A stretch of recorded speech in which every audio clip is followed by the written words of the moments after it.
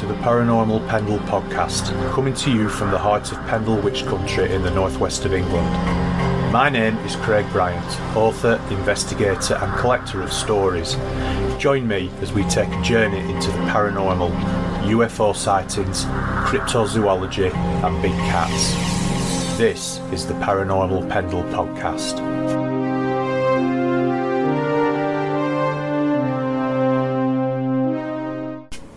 Hello and welcome to episode 17 of Paranormal Pendle, broadcasting to the Paranormal UK radio network at paukradio.com. My guest on this episode is paranormal investigator Kevin Griffiths-Boden. Thanks for joining us. Really looking forward to chatting to you about the stuff that you do. Could you just start off by telling us a little bit about yourself? Yeah, sure. I mean, basically, I've been into the paranormal ever since I was about 8 years old. Read books by Peter Underwood. And also one of the biggies for me was the Osborne Guide to the Supernatural World, which is quite familiar with, well, anyone maybe my age up, maybe, you know. But, you know, they had stories like Barley Rectory and vampire stories, you know. It was quite scary as a child, to be honest, with all the weird pictures that they had, but that's what got me into all this. And then basically I started investigating properly probably about 1994 on my own, just going with other, meeting up with people and going to different locations. And then towards the end of the 90s, I joined a group for about 4 or 5 years. That's where basically I learned to be a proper investigator. And then Julian, who runs the group with me, we decided to create our own in 2004.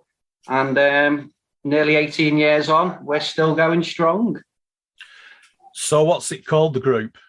The group's called Ghanon.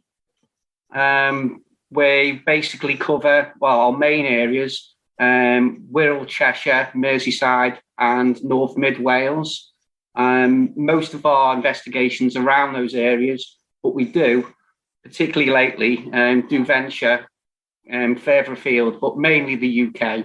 We've never been abroad or anything like that. No, okay. So. I did detect a slight twang in your accent from sort of over that way. I'm married to a Liverpool lass myself, so I did pick up the twang. You mentioned in an email that you sent me, just to sort of tell me a bit about yourself, that you're actually very skeptical about paranormal activity. Do you want to sort of go into that a little bit about how you feel? Because you said you did say that you had some theories about what causes paranormal activity. So I'm quite interested, really, to sort of hear what you think about that. Yeah, I think not everyone, but quite a few people probably start off as a believer. And I'm not afraid to admit that I probably was when I got into all this. But, you know, when a few years down the line, you start to feel that, you know, a lot of these stories that get told by people do have rational explanations. And to be honest, I think the majority of things that are reported probably have got natural explanations. It's just that very small percentage. And when I say small percentage, it must be like 0.01. They're the things that, you know, that do question whether these things are paranormal or not. I am very skeptical now. I have had some experiences. I've never actually seen anything. But I haven't, although some of those experiences I've had were really interesting, still not enough to sort of convince me that there is something paranormal. You know, we've got all the different theories. I won't go through them all, but the obvious ones are spirits of the dead. There's the residual ghosts, which is like the stone tape theory. And what was the other one I was thinking? Oh, the one I actually think is that it's all in the mind. It's psychological. Right. I hope I'm wrong, but that's why I continue to try and prove myself. Yeah. You know, there is something out there, but I've got a horrible feeling it is all in the mind. But like I say, I have had experiences which do question my theory, but that's it in a nutshell, I would say. Okay, well, that's really interesting. So the few experiences that you've had that have sort of questioned how you think about, the paranormal in inverted commas, what sort of experiences were they then that sort of made you think that perhaps there was something more to it than you originally thought? All audible experiences, to be honest. Okay. Which is, it's quite difficult to sort of prove, disprove, whatever you want to say. One of the I can think of three off the top of my head. There was one, we did a huge case at a former council school in Birkenhead. It's the Brassey Street School. And one of the first times we went there, I'd set up a camcorder, because that's what we used back then, 8mm. It might have been, what was it, 8mm? It was either 8mm or high 8, I don't know. But that's how long I'm going back. But anyway, to get back to the story, I'd left it on in what was the old school assembly hall on the first floor. Nobody in the building. I went back home, and this was prior to the evening investigation, this was. I went back, still nobody in the building, and I packed the camcorder away, basically just to see if it captured anything while there was nobody there. I packed everything away, obviously not on record now, and as I walked out of that assembly hall, I heard like a really low-key random piano playing, and it was really loud, and it did take me back a bit, and I was like, what's going on, sort of thing. But only me there, nothing recording, and that's happened so many times. Another incident at the school, I heard a female say hello, and somebody else had heard that on a previous vigil that we'd done there. But again, tape ran out. We were using tapes back then. Yeah, nightmare. Having to change tapes every 90 minutes or whatever it was. Yeah. We were forever getting stuff, but missing it.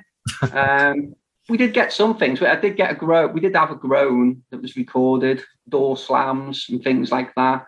But the interesting ones we missed. More recently, I was at Chingle Castle in Northumberland. We've been looking to do this castle for many years. We finally got round to doing it, and we've been back every year since, about 3 or 4 years ago. And again, we were in the coaching rooms, which is in the grounds. It was separate from the castle, so we could control it better as an investigation, because we didn't have any other guests with us or anything like that. It's a separate building. But anyway, we had all the rooms covered, cameras, audio recorders, temperature loggers, you name it, everything covered. We had a few things happen, but they were all explainable, pipes, windows tapping in the wind and things like that. Anyway, we packed up and got everything in the car. The other investigators were sat in the car in the car park by it. I walked back in to take the guest book back. We filled in the guest book, say, we had a nice time, blah, blah. Because it's like accommodation that you can rent. There's like apartments you can rent in the castle. And I took it back, and I can't remember if it was going in or going out. I can't remember now. I told you my memory's bad. But I was either coming or going. I heard a really massive, low male growl. Don't think it was an animal, but it was so loud, and it was definitely in the building, and there was nobody there. But again, no recording, me on my own. It's always the way. But saying that, these are quite good experiences for me personally. Yeah. Even though I've only got my memory to rely on, which isn't very good. But it's what's going to say? Did they sort of then? How did you feel when you had these experiences then? Because you're right in saying that they are out of the ordinary. It is. In my experience, it's a very small percentage of things that happen that you can't explain.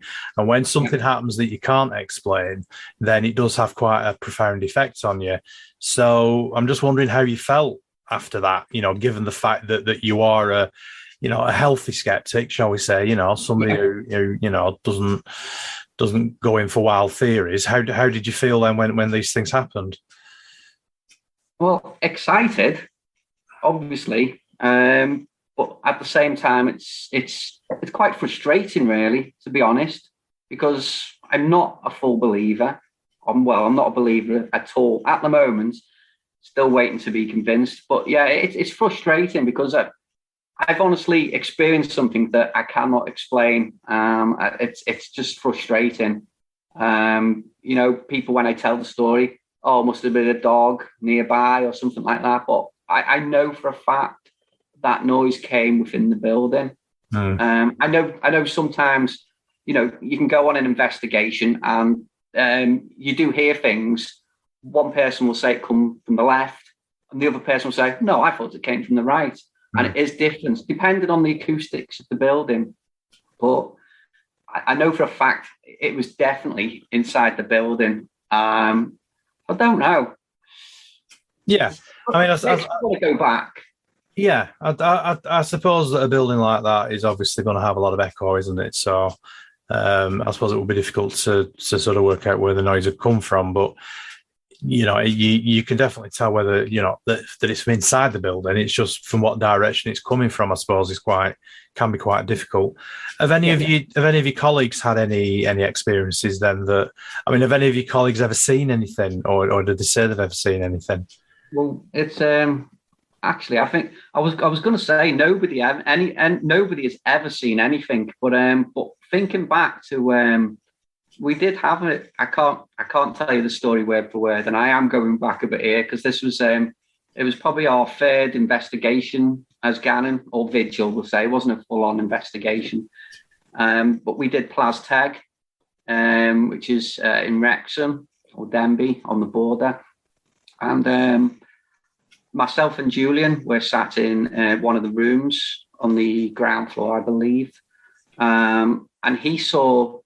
I can't tell you exactly what it was because he knows what he's seen and I didn't see it, but he did see a figure in that room, and I did see something in the corner of my eye at the time. But corner of the eye things I always dismiss. But the fact they actually seen something was a bit weird.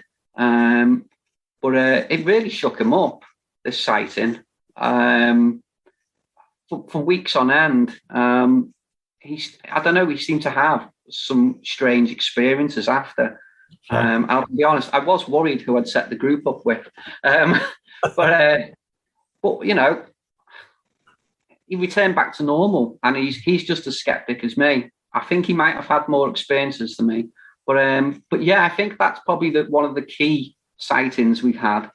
But I can't really think of anything since then. Most of the time, we'll have half a dozen things happen on every investigation, but we tend to resolve them all. Yeah, you tend to be able to dismiss them as something natural.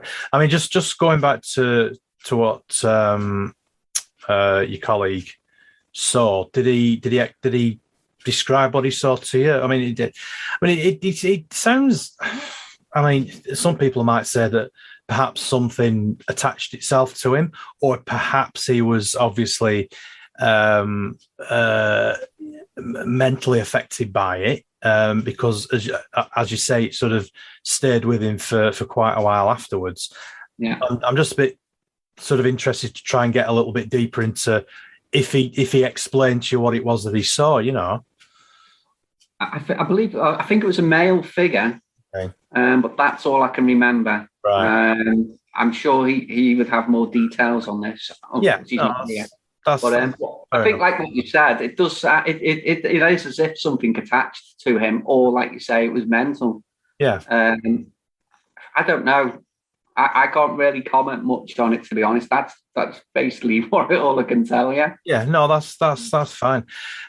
One of the places that you'd investigated is somewhere that I've been fascinated with actually since I was a child, and I do remember reading a book on Lancashire ghosts. That was one of the things that, because obviously I'm from Lancashire, and that's one of the things that got me into the paranormal. And that's a place called Chingle Hall, which is very near to a place called Goosner, which is near Preston. So it's over on the Fylde coast.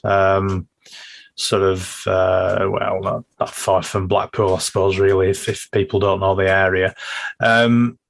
No, I believe that now it's a private house, and the person that owns it is very sort of anti people knocking on his door and saying, I believe you've got ghosts, because it is reputedly, and it'd be interesting to get your take on this, reputedly a very haunted building, and there have been lots of sightings allegedly. But I believe you did an investigation into it a while ago. Is there anything you can remember about what happened there? Well, yeah, I mean, I suppose Chingle Hall was probably the start of my investigation career, shall we say, to be honest. It's got a real special place for me. And like I say, it's sadly, it is privately owned now and has been for some time. Me and many more would love to go back. But as it is, we can't. But anyway, yeah, going back, it was the first time. Well, I seen Chingle Hall on a program back in. It might have been the late 1980s. It was a program called 40 Minutes Ghost Train. Yeah, some people may remember that, but it was a long while ago. I think there was some nurses staying at Chingle Hall, and I was obviously into the paranormal at that time, and I was, when I heard that story, I don't know, there was something about it. I was like, I've got to go. So we went to Blackpool for the day with a family trip to Blackpool, and I managed to talk my parents into stopping either on the way or on the way back. I can't remember, one of the two. I must have been about 15. So we stopped and went round on the tour. And I went back a couple more times, and then we did our first overnight in 1994. And I kept going back, and at the beginning, like I say, I'm very much a believer. It wasn't 100% scientific at the time. There were other people there. It wasn't sort of my group or a group I was with. There was different people staying. So there were people like who said they were mediums, psychics, whatever. And there were things happened such as seances and things like that, things that we wouldn't do as a group. So it was very different back then. And things were happening, not always to me, and probably most of the time they weren't to me. People would get emotional. They would say they'd seen things. And I was like, I'm not seeing anything. But, saying that, there were some things that did happen. I do remember like the sound of latches. The flagstone in the chapel was a common thing that was experienced there. During the time I spent at Chingle, we did what I joined, as I mentioned before, I joined a proper group at the end of the 90s, and during that time, which was the back end of the whole investigation, we did collate all the reports. I can't remember it was like 2 or 3 years worth, and we so we could see what was reported, where, when, what it was, which room, blah blah blah. And a lot of things were reported in the Great Hall and the chapel, and there were things like latches, the flagstone moving. Another one was the kitchen. They kept hearing like a crockery or a chinking sound. And we did manage to explain that. It was some sort of plate at the back of the fridge that every now would rattle. But it was mad how many people actually reported it as paranormal phenomena. Yeah. But this is what I mean. It's so many things are reported that could be explained. But for me, Chingle, were things happening? Yeah, I think they were. Were they paranormal? I'm not sure. I'd like to say yes. What I would say, though, there was something about it. I've been into loads of different buildings that supposedly haunted. But, you just walk into the location. Oh, nice place. Oh, this is nice, yeah. Chingle had an atmosphere about it. Not many places have that. Chillingham Castle is another one that has a sort of similar feeling. So yeah, but it was, I loved Chingle Hall. I've even got a scale model of it upstairs. Yeah, I know. I didn't make it, so I bought it. I bought it on an auction. But Chingle Hall is it's someplace. Well, it is. I mean, it is a fabulous building. I can't remember off the top of my head how old it is. But I mean, I think 13th century. I think the building. Yeah. Very, very old. Yeah. When you were going through the reports, then did you come across any reports of visual activity? Because one of the things I always remember when I read the original story when I was back in my teenage years was that quite a few people had seen a monk, especially in the chapel area, and I was just wondering whether you'd sort of come across any reports, when you were compiling them about that sighting. I can't remember off the top of my head, but I do believe there probably were reports of that. I've not looked at this report for some time, by the way. So no, that's fine. I do believe that there were some in the chapel. I know there was definitely some reported on the actual the bridge that leads into the house. I was going to say drawbridge, but obviously it's been rebuilt since the drawbridge went. Yeah. But there was definitely quite a few sightings in there. It was a mixture of all sorts, to be honest, Chingle Hall. There's lots of different things that had been reported. Yeah, it's a shame, isn't it, that the current owner, and I can understand, if you don't believe in the paranormal at all or have any interest in it at all, I suppose that you wouldn't particularly want people knocking at your door saying, "Can we come in and have a look around because we believe your house is haunted?" I mean, you can understand people wanting privacy. So, but it's a shame. I mean, one day, hopefully, subsequent owners will allow people back in, because it's certainly a place that I'd love to go to. You mentioned actually that you'd been up my neck of the woods, Pendle Hill, recently. That's right. Yeah, we did. How was that?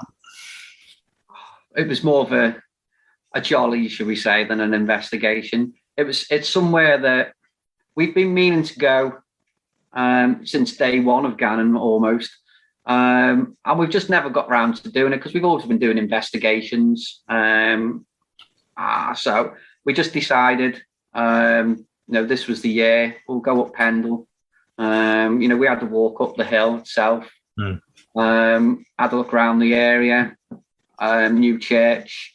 And then we also drove across the moors. I can't remember the name of what it was, but it was part of the actual trail that I think the witches were taking up to Lancaster across the moors. Yeah. Unfortunately, we did it at night. It was pitch black. It seemed like 3 or 4 hours, but it probably was nowhere near that. Probably been better if we'd gone in the day. I'm sure the views up there would have been really nice. Yeah. We travelled up to Lancaster as well, obviously to the castle where they were tried. And then we went up to Gallows Hill, which is I think Williamson Park now. That's right. Where they were the witches were hung, alleged witches, I should say. Yeah. Before someone corrects me. I mean, I've been to Pendle twice before with family and stuff, but never as the group. And I've been to Lancaster Castle. I've never been to Gallows. Again, one of them places when you're standing there, you start thinking about what's happened there, and it's just got real atmosphere. It has. I mean, I visited Lancaster Castle pretty recently myself, actually, last few months, just to do some research for a book that I'm writing, because I'm fascinated by the Pendle witches, obviously, living in the area. But I'd never actually been to Lancaster Castle myself before, and I agree. It is a really atmospheric place. I mean, obviously, part of it was a prison for a long time. It was HMP Lancaster, but no, it really is an amazing place. And again, there's a lot of paranormal activity allegedly attached to it, but unfortunately, it's not the sort of place that they allow you to do, investigations or vigils or that sort of thing. You mentioned before about you were talking about old technology, sort of old videotapes. What sort of stuff do you use now then? I assume it's all digital stuff you use now. Absolutely. I'm not going back to tape ever again. We're pretty much digital now, even from documentation. We don't use clipboards and paper anymore. Everything's done on mobile phone, basically, more or less. Yeah. Well, not everything, but notes, torch, other things that can probably do sound recording. But the main things we do use are like the GoPro type cameras, with obviously with infrared lights, so the cameras can see in the dark. We also got 2 CCTV systems, again with infrared, and they've got like motion detect on it, so we don't have to always trawl through loads of footage to try and find if anything didn't happen. Audio recorders, we do use proper audio recorders as well. In the old days, we did use dictation machines, then going on to mini discs, if you remember them. And then we, eventually moved on to the more solid state recorders. And, we put them in each room, which is great because when something does happen, like going back to what we said, when you hear a sound, you never know where it's coming from. But with the recorders, if they're all, you can always go back to that one specific time frame and listen, and then you can work out where the sound was coming from by which was loudest. Obviously, to do that, all the audio recorders are the same model. I've got Sony ones that I use. Other investigators might use other ones as well. But we also have recorders on us. I've got it's not a state of the art, it's just a watch audio recorder. And the reason I've got that is what I said to you before. I can put it on before I start and switch it off when I get home, just in case I'm leaving a venue and I hear that growl again. It won't happen now. Now, I do. This is another thing. I do sometimes wonder if they do know that we're recording them, and they say, "Right, your recorders are off now. I'm going to make a bit of an appearance just before you go." Yeah, just to keep you interested. Yeah. Do you think? Sorry, I was just going to ask. Do you think? I mean, obviously, you're going into very old buildings, and I assume you're going in at night a lot of the time when it's dark. Do you think a lot of, your imagination takes over? Do you think people see and hear things because their imagination is taking over? Things are amplified because they either, they can't see as much because it's dark, so they're hearing things and it's amplified, and that sort of thing. Do you think that has a lot to do with it? And do you think it's just people's imagination, basically? Yeah, I think with other groups as well. I didn't want to bring up TV programs, but please do, because I know exactly who you're going to talk about, and I agree with you. They're walking around in pitch black. Yeah, it's what you just said. It's we don't do that. We do have subtle lighting, or we try to have it as natural as possible. People haven't seen things when all the lights are out. People have had the lights on. Sometimes we'll have informal sessions. We'll have the lights on. We'll have a cuppa, and we'll just sit there, having a good natter. And sometimes in fact, half the time things will happen when you least expect it, which is why we have a bit of a combination of informal investigations and formal. I prefer formal, but we have to do a mixture of both because of what's happened in the past. Have I gone off subject, or what was the original question? No, just about, it was just about your imagination, people's imagination running riot because obviously if you, I mean, we've got five senses, haven't we? Well, we've got scientifically five that we know of. Yeah, we've got five senses scientifically that we know of. Other people will say there's a sixth sense, or some people say they will go into a building and they'll be able to pick up paranormal activity or a feeling of paranormal activity, or they'll be able to pick up they'll be able to feel electrical charges and that sort of thing. But I mean, we know that if, let's say, for instance, somebody has sight problems, then the hearing tends to become more acute. So what I'm trying to get at is if you're doing an investigation and you're in let's say you're in Chingle Hall, it's the middle of the night, you've been told it's haunted, you've been told there's ghosts, there's bangings, there's rappings, there's knockings, there's moanings, there's all this sort of thing. That's what you're expecting. And it's dark and you can't really see what's going on. Any slight sound that you're going to hear, and of course these buildings are old buildings, so they're going to creak, they're going to groan, they're going to settle, as old buildings do. People hear something, is it going to be amplified, and are they going to think it's something that it isn't? Is that where a lot of this comes from, do you think, from your experience? I would say so, yes. I think no end of times if people find out what I do. I've been told a lot of times about people seeing ghosts at the end of the bed, which could be, it's dark, they've just woken up, they've just had a dream, they're still dreaming, sleep paralysis, and being in the dark, people imaginations will can run wild. And other groups that investigate, if you're investigating until 6 a.m, I know for a fact that people start falling asleep after 2 o'clock or 3 o'clock. Yeah. It's just natural. Of course. So people, are tired, and they are going to hear things, and like you say, amplify things, what have happened, something that was quite a minor event. It just depends on the person, I think. Yeah. Do you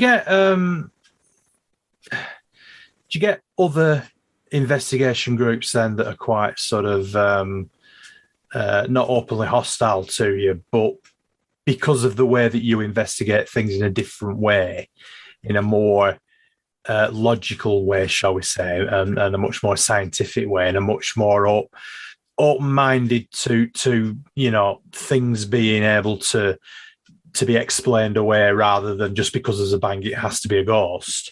Do you tend to find then that people from other investigation groups can be a little bit sort of how's the best way to put it, a bit anti towards you, do you know what I mean? Bit sort of maybe a little bit hostile? Maybe. I'll be honest, we don't tend to meet other paranormal groups often, and I don't know how many groups do know of us, because we're quite a private group. We don't put things out on YouTube or sell tickets, and we're not an entertainment group. No. I would imagine if we did, we did do not a joint investigation. We did one a few years ago in Wrexham, and there was another group there, and they had mediums, and they were really shocked that we didn't have one. Right. They couldn't understand why we didn't use mediums, and it's never have done. What's your view on mediums then? I'd like to believe them. I think if there are such things as mediums, there's a very small percentage of decent ones. Yeah. There's a lot of fake stuff going out there. Of course, yeah. I'm not saying all mediums are, but there certainly are a lot of them. Especially, since it's become more popular on TV back in the early 2000s. It's Yeah, it's diluted it, hasn't it? It's turned it into an entertainment thing rather than Yeah, a scientific. yeah. I would like to believe that that there are such people that can sort of tune in. But I think unless you can do it yourself, there's no way you're going to prove to others that what they're telling you is the truth.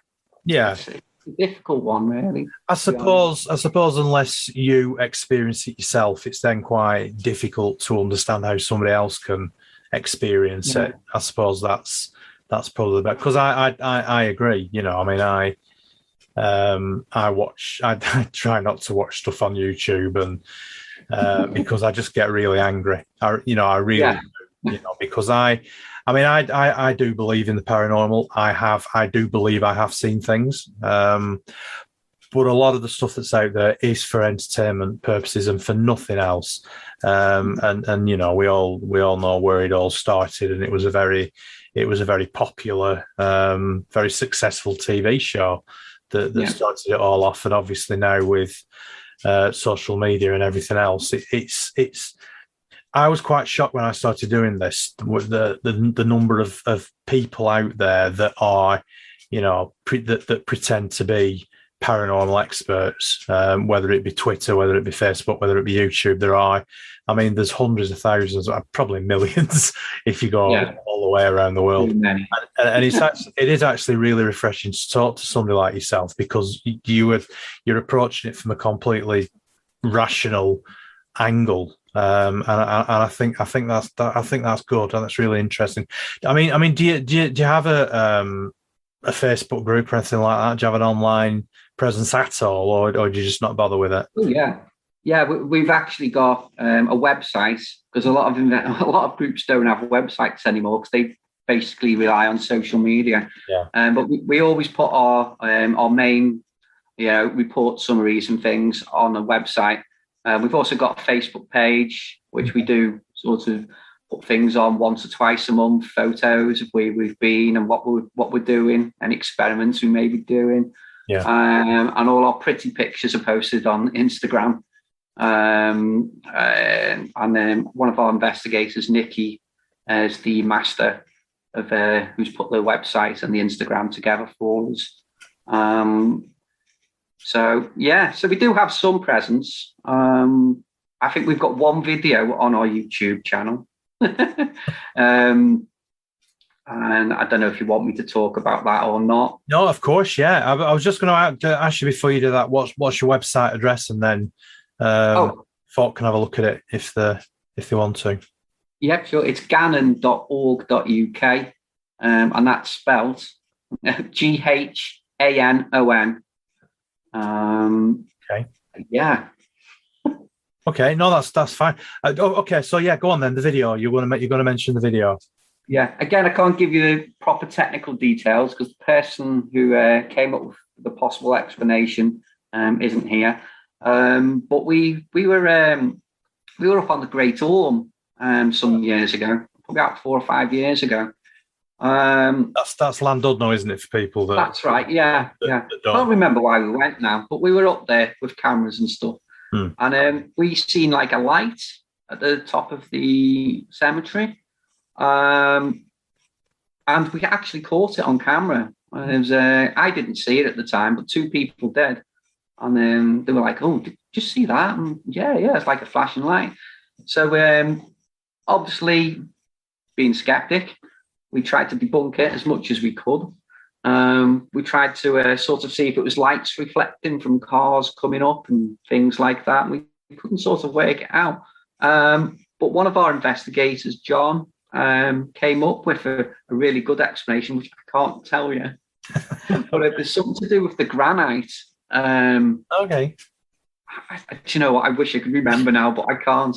But he came up with a real good explanation of what it could have been. And do you know what? I can't remember. Was it something to do with the geology then, or sort of like marsh gas, or maybe something like that? Because, possibly. Yeah. I can't remember now, but it was a really weird explanation. But quite plausible. Yeah. No, that's interesting. I'll have a look at that. So your YouTube again is is it just Ghanon? Just search for Ghanon, and it should be a YouTube channel. You can try. We don't really use it, so I can't even remember the URL for it or anything. So no. Well, I'm sure if anybody wants to search for it on YouTube or just Google it, it'll probably pop up. But that does sound really interesting, actually. What investigations have you got ongoing at the minute then? Have you got anything coming up that you're particularly looking forward to? Yeah, I mean, we've as I said, we do quite a lot of different investigations, different venues. Unfortunately, we haven't sort of got one that we go to every month, sort of thing. Which, like the school, that was quite a regular venue for us back then. But at the moment, we're sort of doing various venues. But there are some that we are returning to, and particularly. Coming back, Chingle Castle is one of them. We're going back there next year. It's quite a long way to go. It's about 4-hour drive. So, whereabouts is it? Chingle Castle, Northumberland. Oh, yeah. So it's quite a drive. So we generally only do that once or twice a year, but we've only just started doing that in the last 3 to 4 years. I think that's probably our most exciting venue that we've got. We have also recently done Madeley Court in Telford. Okay. They've had a number of things reported. It's a hotel, and basically we're obviously based in some of the rooms that have reported activity. But there's been quite a few things reported there, particularly in I think it's room 11. People being pinned down on the bed and being woken up in the night and things. There's been a figure seen by the dining hall. Cleaners won't go in the gatehouse rooms. And there's also I can't remember the name of the building, but it's there's a meeting place that you have for meetings, which is a separate building to the actual hotel. And there's been quite like poltergeist type activity reported in there. There's quite a few things that have happened, and we've this year we did 2 overnight investigations there, and we spent a good, it might have been almost 24 hours at both of these hammered it with equipment, etc. Absolutely zilch, unfortunately. I was just going to say, did you actually pick anything up? No, we did have something on one of the audio recorders, but it was just an ad hoc recording on a mobile phone. But sadly, I think we sort of worked out. I can't remember what the sound was, but it was at the end of the recording, and I think something's been knocked as it's been switched off. Because they said at the time they never heard it, but it sounded interesting, but it led to nothing. We've been going to Roughton Moor a few times. Roughton Moor is an old battlefield from the Civil War on the outskirts of Chester.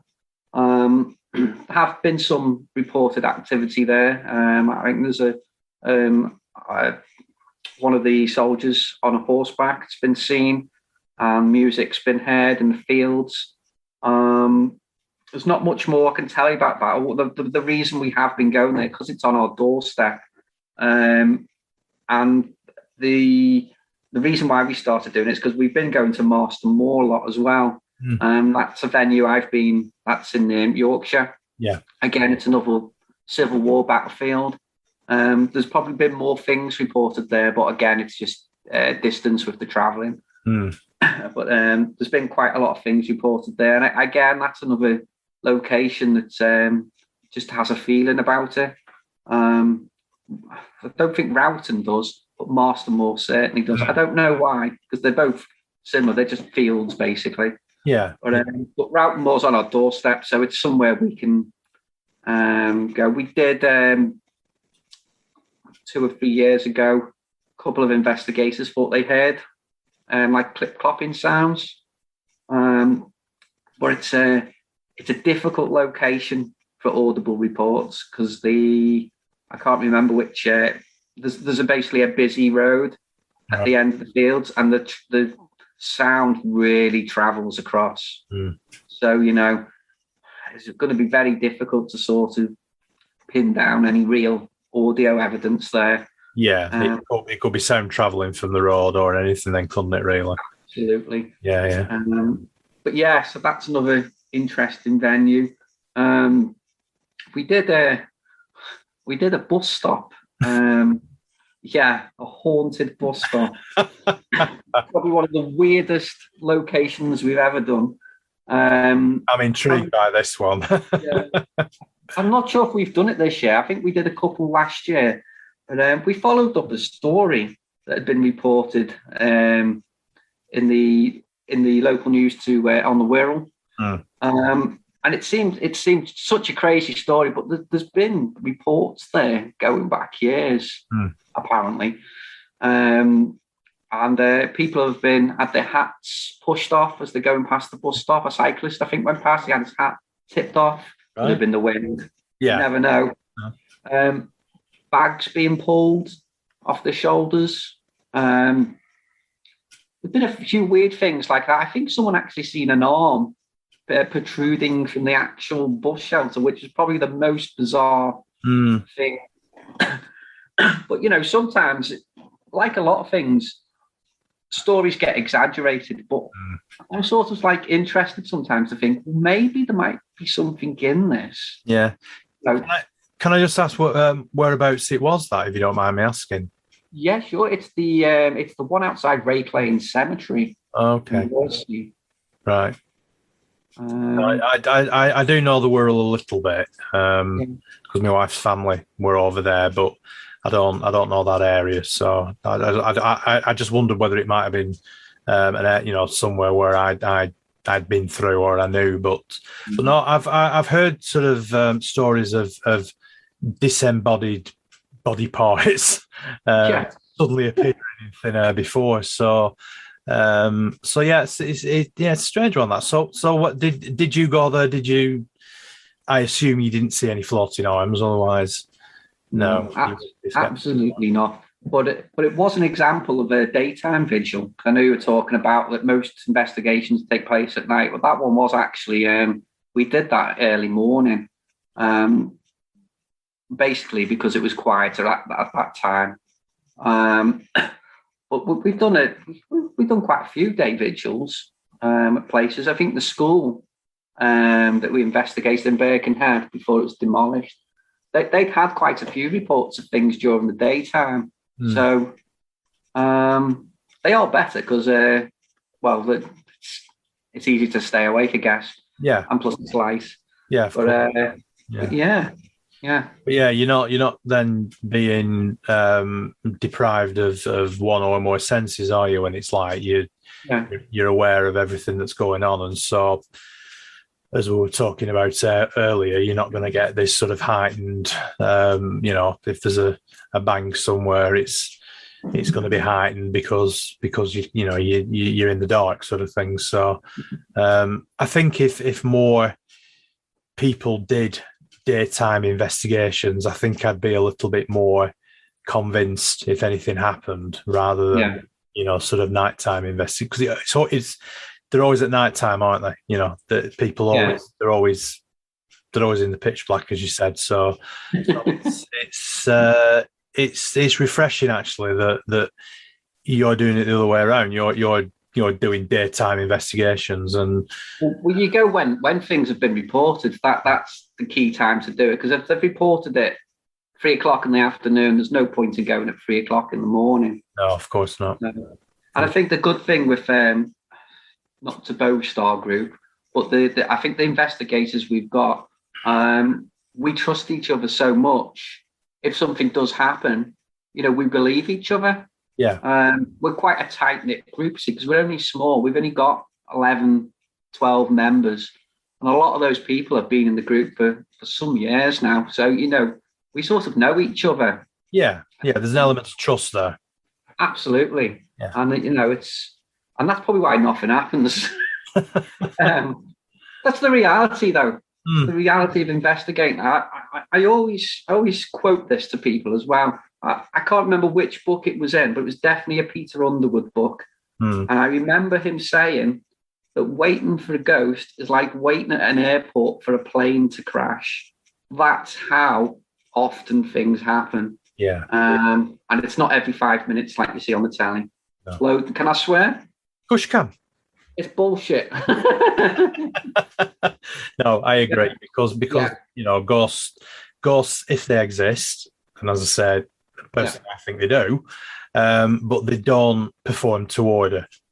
You know, just because you've got a group of 10 people who have all paid 50 quid a piece to stay over in an old hotel overnight doesn't mean to say that all the ghosts are going to come out and they're all going to make themselves known and everybody's going to see ghosts. You know, that's just not the way that it works.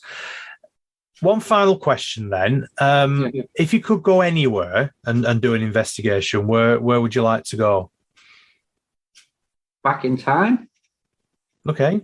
Can I go back in time? You can, yeah. Anytime, any place.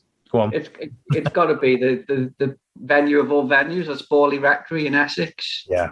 I would love to have been a volunteer, staying there for weeks on end. Because even again, I've read the book, a few books on Barley Rectory, and although it was one of the most haunted, alleged most haunted buildings in England ever, there were weeks that passed when nothing happened, and then something major would happen. Yeah. So it wasn't all like something happening every day, also I believe. But over a period of time, they collated a lot of evidence, and that's investigative. I mean, whether some of it was fabricated, that's debatable. Yeah.